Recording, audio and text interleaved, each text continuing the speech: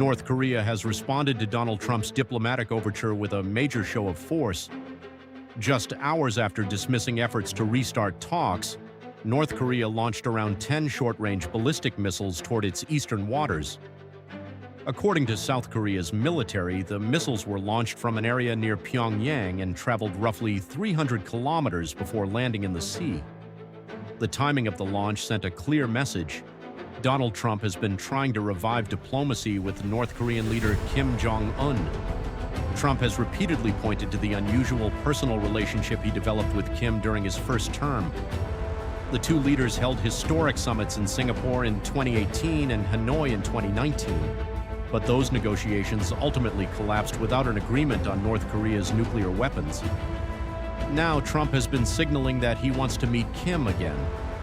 As part of efforts to lower tensions, the United States and South Korea also reduced parts of their annual joint military exercises. But North Korea was not impressed.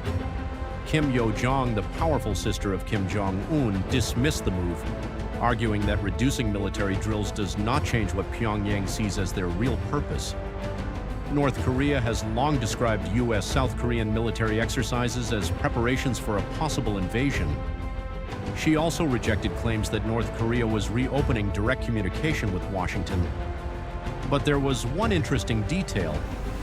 Despite rejecting Trump's overture, Yo Jong said that the personal relationship between Donald Trump and Kim Jong Un remained excellent. That means North Korea may not be completely closing the door, but then came the missiles. First, Pyongyang rejected the diplomatic gesture, then it followed that rejection with a military demonstration. North Korea is showing Washington that its missile program remains a powerful tool of leverage, and the situation today is very different from Trump's first term.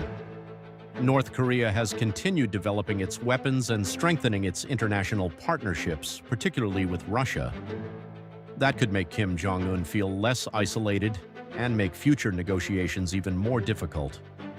For Trump, this creates a major challenge. His strategy has always relied heavily on personal diplomacy, and while his meetings with Kim were historic, personal relations alone did not solve the biggest problem. Washington and Pyongyang still disagree over one fundamental question. What should North Korea give up, and what should the United States offer in return? That disagreement remains huge. North Korea wants security guarantees and sanctions relief. The United States wants North Korea to limit or abandon its nuclear weapons program. So, what does this latest missile launch really mean?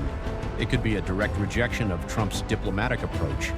Or it could be North Korea sending a message.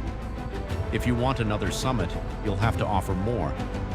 Despite the missiles and rising tensions, one thing remains clear.